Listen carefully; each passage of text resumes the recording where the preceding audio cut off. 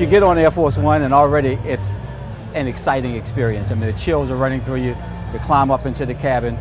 But we had an advantage this time because the president brought us into the conference room and gave us a chance to interview him, 30 minutes, to talk about a broad range of issues. But he wanted to talk about this day, how significant it is, how special it is to him. He talked about his own place in history.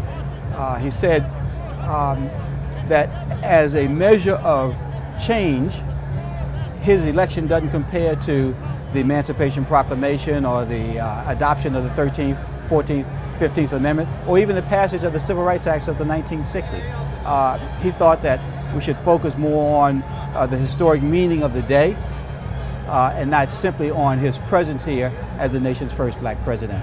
He understands the significance of the event looking over time. So for instance, he talked about 1957 when Martin Luther King gave his first speech at the Lincoln Memorial, and he talked about the need for the nation to give us the vote. Give us the vote, King said, and the president reiterated that today.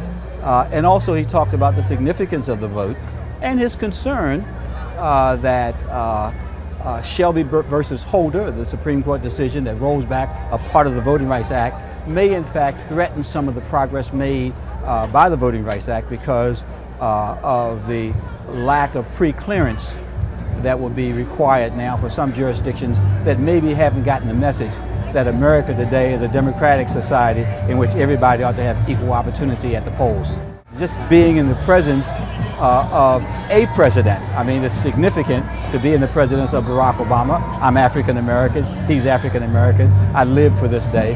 But being in the presence of any president of the United States, the greatest nation in the world, the most powerful nation in the world, it was really an honoring experience.